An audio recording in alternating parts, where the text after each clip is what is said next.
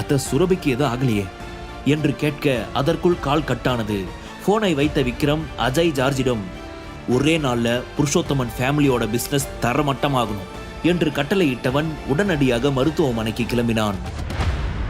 City ஹாஸ்பிட்டலுக்கு சென்ற விக்ரம் ரிசப்ஷனில் சரவணன் பெயரை சொல்லி அவர் அனுமதிக்கப்பட்டிருந்த அறையை தெரிந்து கொண்டான். உடனடியாக அந்த அறையை நோக்கி ஓடினான். அவன் அறைக்குள் நுழைந்ததும் அவனை பார்த்த ரேணுகா, இவ்வளோ நேரம் எங்கடா போய் தொலைஞ்ச? ஃபேக்டரியில இவ்வளோ பெரிய பிரச்சனை நடந்ததை பத்தி உனக்கு தெரியுமா தெரியாதா?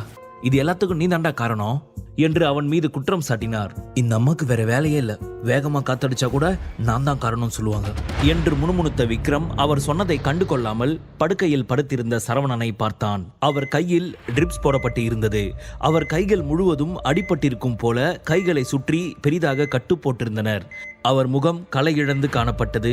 சுரபி அவருக்கு அருகே ஒரு நாற்காலியில் அமர்ந்திருந்தாள். ஐயோ மாமா, என்ன இது இப்படி அடிபட்டிருக்கு? என்னதான் ஆச்சு என்று விக்ரம் கேட்டான். ஒண்ணு இல்ல மாப்ள, சின்ன காயம்தான் என்று சரவணன் சொன்னார். பின்னர் சுரபியை பார்த்த Vikram, baby are you okay? உனக்கு அடிபட்டிருக்கா என்று கேட்டான். எனக்கு அடிபடல, அப்பாவுக்கும் வேலை பார்க்கறவங்களுக்கும் தான் சண்டை வந்துருச்சு என்றவள் அதற்கு மேல் எதுவும் பேசாமல் அமைதியாகிவிட்டாள். என்னடி ஏன் அமைதியாயிட்ட?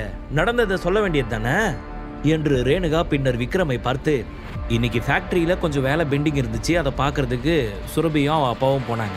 3 மாசமா சம்பளம் கொடுக்காததால வேலை பார்க்குற சில பேர் போராட்டம் பண்ண தொடங்கிட்டாங்க. உடனே சம்பளத்தை செட்டில் பண்ணணும்னு சொல்லி பிரச்சனை பண்ண ஆரம்பிச்சிட்டாங்க. அப்ப சுரபி அப்பாவுக்கும் அவங்களுக்கும் கைகலப்பு ஆயிடுச்சு. இது எல்லாத்துக்கும் யார் காரணம் தெரியுமா? நீ தாண்டா காரணம். உன்னாலதான் சங்கர் எங்களுக்கு இவ்வளவு பிரச்சனை கொடுக்குறான். உன்னாலதான் நாங்க இன்னைக்கு இந்த நிலைமையில நிக்கிறோம். இப்ப எங்க ஃபேக்டரி வீடுன்னு எல்லாமே எங்க கையை விட்டு போக போகுது. இது எல்லாத்துக்கும் காரணம் நீ தான். உன்ன மாதிரி ஒரு வாய்க்கொழுப்படுத்தவனை என் பொண்ணுக்கு கல்யாணம் பண்ணி கொடுத்தோம் பாரு, அதுதான் காரணம். அவர் சொன்னதை கேட்ட விக்ரம் கோபமடைந்தான். அவர் தன்னை திட்டியதற்காக அல்ல, சங்கர் தன்னையும் தன் குடும்பத்தையும் வேண்டுமென்றே பழி வாங்குகிறான் என்பதை புரிந்து கொண்டதால். இங்க பாரு, இப்ப ஒன்னும் கெட்டு போகல. தயவு செஞ்சு எங்க மேல கருணை காட்டி இந்த டிவோர்ஸ் பேப்பர்ல கையெழுத்து போட்டுடு. அதுக்கப்புறம் சங்கர் கையில கால விழுந்தாவது நான் அவங்க கிட்ட உதவி வாங்கிக்கிறேன் என்று ரேணுகா கெஞ்சலாக சொன்னார். போதும் நிறுத்து ரேணுகா, தேவையில்லாம மாப்பிள்ளைய குத்தம் சொல்லாத. அவர் என்ன தப்பு பண்ணாரு? நடந்த எல்லாத்துக்கும் நான் தான் காரணம். உண்மையில எனக்கு தான் திறமை இல்லை, என்னாலதான் ஒழுங்கா பிசினஸ் நடத்த முடியல. நம்ம குடும்பத்தை சந்தி சிரிக்க வைக்கணும்னு அந்த சங்கர் வேணும்னு இப்படி எல்லாம் பண்ணிட்டு இருக்கான். அதுக்கு அவன் நம்ம மாப்பிள்ளைய சாக்கு சொல்றான், அவ்வளவுதான். இப்ப என்ன, அவனுக்கு நம்ம ஃபேக்டரியும் வீடும் வேணுமா? அதெல்லாம் அவனே எடுத்துக்கிட்டோம். நாம நம்ம மாப்பிள்ளையும் பொண்ணையும் கூட்டிக்கிட்டு இந்த ஊரை விட்டு எங்கேயாவது போலாம் என்று சரவணன் கோபமாக சொன்னார். சரவணன் இதுவரை இவ்வளவு கோபமாக பேசியதில்லை. எனவே ரேணுகா அமைதியானார். எல்லாரும் இங்கதான் இருக்கீங்களா? ஓஹோ, நீயும் இங்கதான் இருக்கியா விக்ரம்? ஆனா எந்த முகத்தை வச்சுக்கிட்டு நீ இங்க இருக்க என்று அறைக்கு வெளியே இருந்து ஒரு குரல் கேட்டது. அந்த குரலை கேட்டதும் அனைவரும் திரும்பி பார்த்தார்கள். அப்போது சங்கர் 2 ஆட்களுடன் அந்த அறைக்குள் நுழைந்தான். வந்துட்டான் வெள்ள பண்ணி. ஏற்கனவே இந்த அம்மா சாமி ஆடிட்டு இருக்கு, இதுல இவன் கூட சேர்ந்து வேப்பல அடிப்பானே, இன்னைக்கு என் காதுல இருந்து ரத்தம் வரப்போறது உறுதி என்று விக்ரம் முணுமுணுத்தான். அறைக்குள் நுழைந்த சங்கர், சித்தப்பா இப்போ இவன் எதுக்கு இங்க வந்தான்? உங்களுக்கு உதவி தேவைப்படுற நேரத்துல வராம எந்த முகத்தை வச்சுக்கிட்டு இப்போ இங்க வந்திருக்கான்? நான் மட்டும் சரியான நேரத்துல வராம இருந்திருந்தா ஃபேக்டரியில வேலை பார்க்குற எல்லாரும் உங்களை அடிச்சே கொண்டு இருப்பாங்க. அது உங்களுக்கு ஞாபகம் இருக்கா என்று கேட்ட சங்கர் பின்னர் சுரபியிடம், சுரபி நான் சொல்றதை கேளு. இவனை மாதிரி ஒரு உதவாக்கரைய உன்னோட புருஷன்னு சொல்லிக்கிறதுல என்ன லாபம் இருக்கு சொல்லு? எதுவுமே இல்லை. நான் சொல்றதை கேளு, இவனை டிவோர்ஸ் பண்ணிடு என்று சொன்னான். போதும் சங்கர், இப்படி டிராமா போடுறத முதல்ல நிறுத்தியா? இதுக்கெல்லாம் காரணம் நீதான், எனக்கு நல்லாவே தெரியும் என்று சுரபி கோபமாக சொன்னார். அவள் சொன்னதை பொருட்படுத்தாத சங்கர், சித்தப்பா சுரபி இன்னும் சின்ன பொண்ணாவே இருக்கா. அவளுக்கு யாரு உதவி பண்றாங்க, யாரு உபத்திரவம் பண்றாங்கன்னு இன்னுமே புரியல. சரி விடுங்க, நான் உங்க கடனை எல்லாம் அடைச்சிடுறேன். அது என்னோட பொறுப்பு. என்னால முடிஞ்ச உதவியை நான் உங்களுக்கு கண்டிப்பா செய்றேன். உங்களை விட்டுட மாட்டேன் சித்தப்பா. அப்புறம் இன்னொரு விஷயம், உங்களுக்கு கோவிந்தா குடும்பத்தை சேர்ந்த விஷ்ணு கோவிந்தா தெரியும் தானே? சுரபி இவனை டிவோர்ஸ் பண்ணதும் நான் அவளுக்கு விஷ்ணு கோவிந்தாவை மேரேஜ் பண்ணி வைக்கிறேன். அவன் உங்க குடும்பத்தை நல்லபடியா பார்த்துப்பான் என்றார். போது நிறுத்து, உன்னுடைய ஃப்ரீ அட்வைஸை நிறுத்திட்டு முதல்ல இங்கிருந்து கிளம்பு என்று சுரபி கத்தினாள். அப்படி சொல்லி என் செல்ல குட்டி என்று விக்ரம் உள்ளுக்குள் மகிழ்ச்சியாக நினைத்தான். நான் சொல்ல வேண்டியதை சொல்லிட்டேன் சித்தப்பா, அப்புறம் உங்க இஷ்டம். எனிவே நான் உங்க குடும்பத்துக்கு ஹெல்ப் பண்ணலன்னு சொல்லாதீங்க. நான் மனசு வச்சா உங்களுக்கு வேண்டிய பணம் நாளைக்கே உங்க கைக்கு வந்து சேரும். இல்லைன்னா நீங்க எல்லாத்தையும் இழந்துட்டு நடுத்தெருவில் தான் நிக்கணும். ஏன்னா கடங்காரங்க உங்களை சும்மா விட மாட்டாங்க இல்லையா என்று சங்கர் மிரட்டலாக சொன்னான். அதை பத்தி நீங்க ஒன்றும் கவலைப்பட வேண்டியதே இல்லை. எங்க வீடு பிசினஸ் எல்லாத்தையும் அடமானம் வச்சு நாங்க எங்க கடன் எல்லாத்தையும் அடைச்சிப்போம். நீ உன் வேலையை பாரு என்று சுரபி சொன்னாள். நீ ரொம்ப அப்பாவியா இருக்க சுரபி. உங்க வீடு அப்புறம் உன் அப்பாவுடைய பிசினஸ் எல்லாத்தையும் அடகு வச்சா கூட உங்க கடனை அடைக்க முடியாது. அது மட்டும் இல்ல, உங்க கம்பெனியில வேலை பார்க்குறவங்களுக்கு நீங்க 3 மாசம் சம்பளம் கொடுக்கல. அவங்க ஒரு கேஸ் கொடுத்தா போதும், உங்க அப்பா அப்புறம் ஜெயிலுக்கு தான் போகணும். அவன் மேலே சொல்லவிருந்த போது அவனை தடுத்து நிறுத்திய சுரபி, போது நிறுத்து என்றாள். என்ன சுரபி, கேட்கவே பயமா இருக்கா? ஆனா பிசினஸ்ல இதெல்லாம் ரொம்ப சகஜம். நினைச்சா இப்போ இந்த நிமிஷம் உங்க குடும்பத்தை நடுத்தெருவுல நிறுத்த முடியும். அதனால நான் சொன்னதை பத்தி யோசி. இன்னும் உனக்கு டைம் இருக்கு. ஒழுங்கா நான் சொன்ன மாதிரி உன் புருஷனை டிவோர்ஸ் பண்ணிட்டு நான் சொல்றவனை கல்யாணம் பண்ணிக்கோ. நீ அப்படி பண்ணா உங்களோட மொத்த கடனை அடைக்கிறது மட்டும் இல்லாம உங்க பிசினஸ்க்கு நான் ஹெல்ப் பண்றேன். என்ன சொல்ற என்று சங்கர் கேட்டான். அதே நேரம் விக்ரம் நடப்பதை எல்லாம் அமைதியாக பார்த்து கொண்டிருந்தான். அவன் எதிலும் தலையிடவில்லை. விக்ரம் அமைதியாக இருப்பதை பார்த்த சங்கர், டேய் உனக்கெல்லாம் கொஞ்சமாவது இருக்கா? பேபி பேபின்னு என் தங்கச்சி மேல அவ்வளவு லவ் இருக்க மாதிரி அந்த உருகுவ. உன்னுடைய லவ் உண்மையா இருந்தா ஒழுங்கா அவளை டிவோர்ஸ் பண்ணிடு. அவன் நடுத்தெருவில் நிக்க நீயே காரணமாயிடாத என்றான். டே வெள்ளப்பண்ணி, நீ சும்மா இருந்தாவே உன் தங்கச்சி எப்பவோ என்ன டிவோர்ஸ் பண்ணிருப்பாடா. நீயும் அவ அம்மாவும் டிவோர்ஸ் பண்ணுன்னு சொல்லி டார்ச்சர் பண்ணதுல இப்போ அவ என்ன டிவோர்ஸ் பண்ண மாட்டேன்னு முறுக்கிட்டு நிக்கிறாடா. இது தெரியாம என்கிட்டயே வந்து என் செல்லத்தை டிவோர்ஸ் பண்ண சொல்றியா? இன்னைக்கு இருக்குடா உனக்கு என்று நினைத்த விக்ரம் சங்கரின் கையை பிடித்து முறுக்கினான். அவன் கையை முறுக்கியதால் சங்கர் வழியில் துடிக்க தொடங்கினான். டே டே டே வலிக்குதுடா, கைவிடுடா. எவ்வளவு தைரியம் தான் என் கையை முறுக்கியிருப்ப என்று சங்கர் கோபமாக கத்தினான். ஆனால் விக்ரம் அவனை விடவில்லை. என்கிட்ட வச்சிக்காதன்னு எத்தனை முறை சொல்லியிருப்பேன். திரும்ப திரும்ப எதுக்கு என்கிட்ட வம்புக்கு வர? ஏதாவது பேசி தொலையான்னு நான் பாட்டுன்னு சும்மா தானே நின்றுட்டு இருந்தேன்.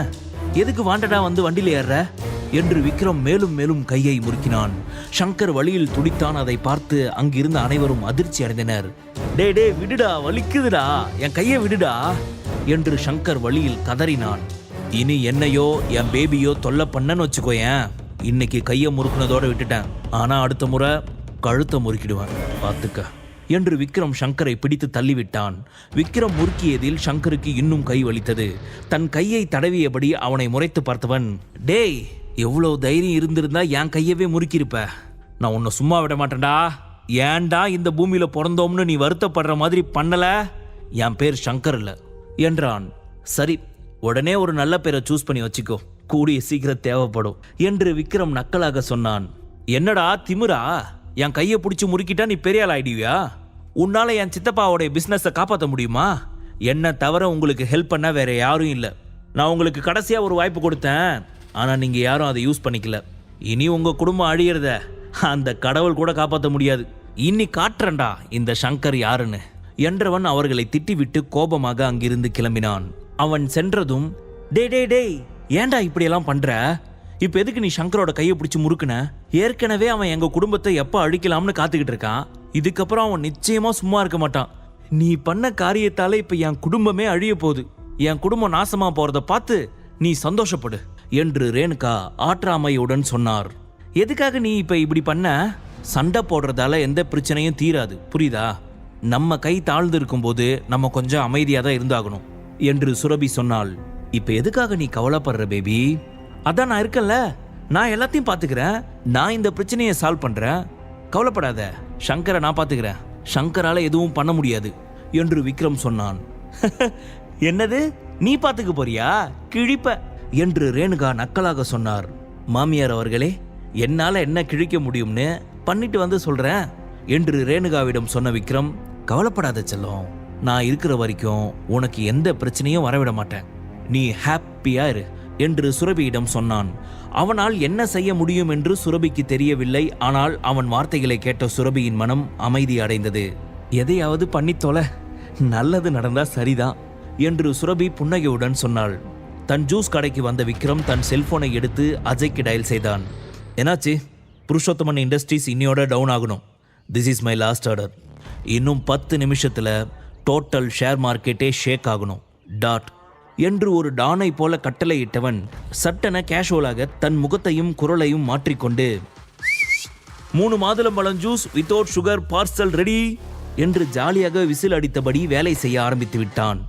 அதே நேரம் புருஷோத்தமன் குரூப் ஆஃப் இண்டஸ்ட்ரீஸின் மெயின் பிரான்ச்சான ஜோதி டவர்ஸில் அனைவரும் பரபரப்பாக இயங்கிக் கொண்டிருந்தனர். 20 தளங்களுக்கு மேல் இருந்த ஜோதி டவர்ஸில் பணியாளர்கள் பம்பரமாய் சுழன்று கொண்டு இருந்தனர். ஏதோ நடக்கக்கூடாதது நடக்கப் போவதைப் போல அவர்களின் முகங்களில் கவலை தெரிந்தது. அன்று புருஷோத்தமன் குரூப்பின் அனைத்து டைரக்டர்களும் எமர்ஜென்சி மீட்டிங்கிற்காக மீட்டிங் ஹாலில் இருந்தனர். என்ன நடக்கிறது என்று யாருக்கும் புரியவில்லை. ஆனால் திடீரென அவர்கள் நிறுவனத்தின் பங்குகள் அனைத்தும் சரிந்து கொண்டு இருந்தன. ஒரே நாளில் எப்படி இந்த அளவுக்கு ஷேர் வேல்யூ குறையும் என்று அனைவரும் குழம்பினர். அதனால்தான் அவசர மீட்டிங்கிற்கு ஏற்பாடு செய்திருந்தனர். என்ன நடக்குது இங்க? கிளைண்ட்ஸ் கிட்ட இருந்து ஃபோன் மேல ஃபோன் வந்துகிட்டு இருக்கு. அவங்க நம்ம கூட டைப்பை கேன்சல் பண்ண விரும்புறாங்க.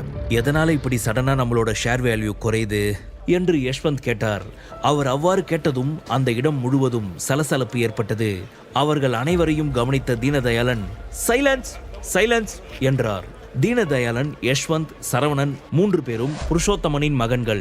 அவர்கள் இறந்த பிறகு தீனதயாளன் மற்றும் யஷ்வந்த் இருவரும் ஒன்று சேர்ந்து சரவணனை ஏமாற்றி அனைத்து தொழில்களையும் தங்களுடையதாக்கி கொண்டனர். சரவணனுக்கு ஒரே ஒரு ஃபேக்டரி மட்டுமே கொடுத்து அவரை தனியாக விட்டுவிட்டனர். இங்க பாருங்க, இப்பதான் நாம ரொம்ப பொறுமையா இருக்கணும். பிரச்சனைன்னு ஒன்று இருந்தா அதுக்கு தீர்வு நிச்சயமா இருக்கும். இப்போ இந்த பிரச்சனை ஏன் வந்துச்சுன்னு யோசிக்காம அதை எப்படி தீர்க்கிறதுன்னு யோசிக்கிறது தான் நல்லது என்று தீனதயாளன் தீவிரமான முகத்துடன் சொன்னார். புருஷோத்தமன் குரூப் ஆஃப் இண்டஸ்ட்ரீஸ் நிறுவனத்தின் பொறுப்பாளராக தீனதயாளன், புருஷோத்தமன் பல ஆண்டுகளாக இருக்கிறார்கள். ஆனால் இப்படி ஒரு நிலையை இதற்கு முன்பு அவர்கள் பார்த்ததில்லை. அப்போது அவரின் செயலாளர் சில பேப்பர்களை எடுத்துக்கொண்டு கான்ஃபரன்ஸ் ஹாலுக்கு வந்தார். அவரை பார்த்த தீனதயாளன், சொல்லுங்க செக்ரட்டரி, இன்னைக்கு எத்தனை பேர் தங்களோட ஷேர்ஸை வித்திருக்காங்க? இதனால நம்ம கம்பெனிக்கு எவ்வளவு நஷ்டம் என்று கேட்டார். அந்த பேப்பர்களை எல்லாம் பார்த்த செக்ரட்டரி, இன்னைக்கு கம்பெனி ஷேர் வேல்யூ 50% சரிஞ்சு போச்சு. அதனால ஷேர் ஹோல்டர்ஸ் எல்லாம் பயந்து போய் உடனே தங்களோட ஷேர்களை வித்துட்டாங்க. அது மட்டும் இல்லாம 12க்கும் மேற்பட்ட நம்மளுடைய தங்க கடைகளை மூடிட்டாங்க. இன்னைக்கு அசோசியேஷன் ஆஃப் ஜுவல்லரி காமர்ஸ் அப்புறம் ஜெனரல் சேம்பர் ஆஃப் காமர்ஸ் உட்பட 20 கம்பெனிஸ் இனி நம்ம கம்பெனியோட டிராவல் பண்ண முடியாதுன்னு பகிரங்கமா அறிவிச்சிட்டாங்க. அதனால வேற நம்ம கம்பெனியோட ஷேர் வேல்யூ இன்னும் அதிகமா குறைஞ்சிடுச்சு என்று சொன்னார். அதை கேட்ட அங்கிருந்த அனைவரும் அதிர்ச்சி அடைந்தனர். என்ன நடக்குது இங்க? இவர் என்ன சொல்றாரு? மிஸ்டர் யஷ்வந்த், நம்ம ஷேர்ல வேல்யூ இன்க்ரீஸ் ஆகும்னு நேத்து நீங்க தான் சொன்னீங்க. ஆனா இப்ப ஷேர்ஸ் வேல்யூ ரொம்ப குறைஞ்சிக்கிட்டே போகுது. அப்ப நீங்க பொய் சொன்னீங்களா என்று டைரக்டர்களில் ஒருவர் கேட்டார். நம்ம ஷேர்ஸ் இந்த அளவுக்கு கீழே போகும்னு நான் எதிர்பார்க்கல. நம்மளோட அக்ரிமெண்ட் போட்ட எல்லா கம்பெனிஸும் அக்ரிமெண்ட்டை கேன்சல் பண்ணிட்டாங்க. இப்போ நம்ம கையில் இருக்கிற ரா மெட்டீரியலை வச்சுக்கிட்டு விலை உயர்ந்த நகைகளை எப்படி பண்ண முடியும் என்று மற்றொரு டைரக்டர் பயத்துடன் கேட்டார். எனக்கு என்னவோ இப்படிப்பட்ட சுச்சுவேஷன் வர ஏதோ ஒரு தனிப்பட்ட காரணம் இருக்கணும்னு தோணுது. ஒருவேளை இந்த சுச்சுவேஷன் உங்களால கூட வந்திருக்கலாம் என்று ஒரு பெண் குற்றம் சாட்டினார். மிஸ்டர் தீனதயாளன், மிஸ்டர் யஷ்வந்த், இந்த கம்பெனியோட இந்த நிலைமைக்கு நீங்க தான் பொறுப்பேற்றுக்கணும். இந்த நெருக்கடியான நிலைமைக்கு என்ன காரணம்னு எங்களுக்கு விளக்கம் கொடுத்தே ஆகணும் என்று அவர் கோபமாக கத்தினார். அவர் சொன்னதை கேட்ட தீனதயாளன் மற்றும் யஷ்வந்தின் முகம் வெளிரியது. ஒரே நாளில் தங்கள் நிறுவன பங்குகள் இந்த அளவிற்கு சரிவதற்கு தாங்கள் என்ன தவறு செய்தோம் என்று தீனதயாளன் மற்றும் யஷ்வந்த் இருவரும் யோசிக்க ஆரம்பித்தனர். யஷ்வந்த், உனக்கு ஏதாவது சொல்யூஷன் கிடைச்சதா? எனக்கு என்னவோ இதுக்கெல்லாம் பின்னாடி யாரோ வேலை பார்க்குற மாதிரி தோணுது என்று தீனதயாளன் சொன்னார். யஷ்வந்துக்கு என்ன நடக்கிறது என்று ஒன்றும் புரியவில்லை. எனவே இப்போதைக்கு நம்ம கம்பெனிக்கு எப்படி இந்த பிரச்சனை வந்துச்சுன்னு நம்ம முதல்ல கண்டுபிடிக்கலாம், அதுக்கப்புறம் இதை பற்றி நம்ம பேசலாம் என்று யஷ்வந்த் சொன்னார். அவர் சொன்னதை கேட்டு யார் இந்த பிரச்சனையை ஏற்படுத்தினார்கள், புருஷோத்தமன் குழுமத்தை திவால் நிலைக்கு கொண்டு செல்லும் சக்தி யாருக்கு இருக்கிறது என்று மற்ற டைரக்டர்கள் யோசிக்க தொடங்கினர். ஆனால் அவர்களாலும் ஒரு முடிவுக்கு வர முடியவில்லை. அப்போது தனது கண்ணாடியை சரி செய்தபடி கான்ஃபரன்ஸ் ஹாலுக்குள் வந்த மற்றொரு secretary, sir, Krishna group of industries secretary Anand நம்மளோட புருஷோத்தமன் குரூப் ஆஃப் இண்டஸ்ட்ரீஸ் பற்றி உங்ககிட்ட பேச விரும்புகிறாரு என்றார். கிருஷ்ணா குரூப் ஆஃப் இண்டஸ்ட்ரீஸ் என்ற பெயரை கேட்டதும் அங்கிருந்த அனைவரும் அதிர்ச்சி அடைந்தனர். முழு கதையையும் கேட்டு மகிழ பாக்கெட் FM ஆப்பை டவுன்லோட் செய்யுங்கள். லிங்க் டிஸ்கிரிப்ஷனில் கொடுக்கப்பட்டுள்ளது.